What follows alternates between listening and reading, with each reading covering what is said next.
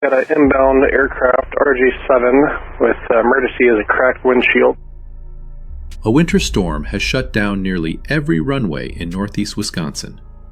Snow is falling sideways, and somewhere out in the dark, at 38,000 feet, a regional jet's windshield has just cracked. 3 people are on board.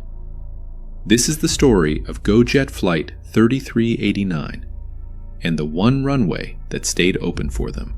The aircraft is a Bombardier CRJ-700, flying as United Express under the call sign Lindbergh. Tonight it's a crew-only flight, repositioning across the upper Midwest as Blizzard Elsa buries the region. At Appleton International, the day's airline schedule is already canceled. But U.S. airports are required to keep at least one runway available for emergencies, and tonight, that rule is about to matter. Because out over the storm, the crew hears the sound no pilot wants to hear at altitude. A loud pop, and a crack spreading across the glass in front of them. Airport 1 and Airport 37. Just giving you a heads up, you got an inbound aircraft RJ-7 with emergency as a cracked windshield. Airport 1, roger. Airport 37, roger. 44 Tower, Minneapolis is calling. I said barely hear them, but they said 3 souls on board. 3 souls on board with 3 hours of fuel on board.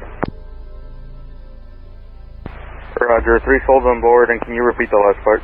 3 hours of fuel. Roger, thank you. Altimeter is 2954, wind check is 020 to 16 gust 28. RNA 3's condition code is all 4s 444. Lindbergh 3389 Appleton Tower RNA 3. Clear to land, wind 020 at 22 gust 32. Alright, runway 3 clear to land, Lindbergh 3389. And Lindbergh 3389, do you know what happened with the cracked windshield? Did you might have hit a bird up in the sky, or what happened?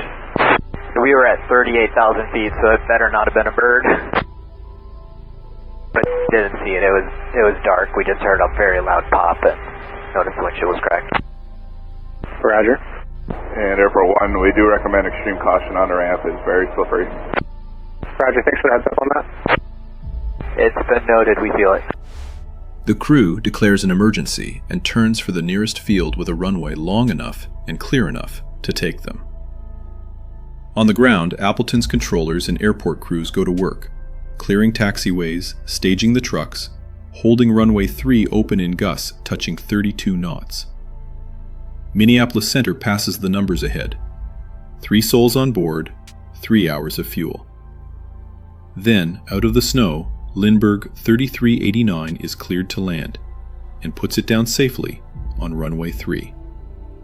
Everyone walks away. So how dangerous is a cracked windshield, really? On a jet, the windshield isn't a single sheet of glass.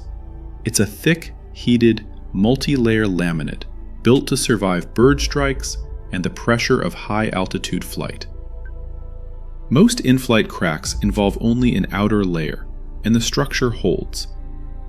But the crew can't tell from their seat which layer failed, so the procedure is always the same. Treat it as an emergency. Slow down, descend, get on the ground. And at 38,000 feet, the controller's first guess, a bird, is essentially impossible. Birds don't fly that high, which is exactly what the captain pointed out. What cracked the glass at 38,000 feet may never be fully pinned down. Windshields can fail from thermal stress, a heater fault, or a tiny flaw in the laminate. But the outcome was never really in doubt, because the system worked.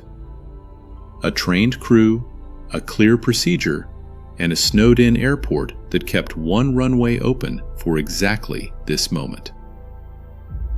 Sometimes the most reassuring stories in aviation are the ones where nothing goes wrong.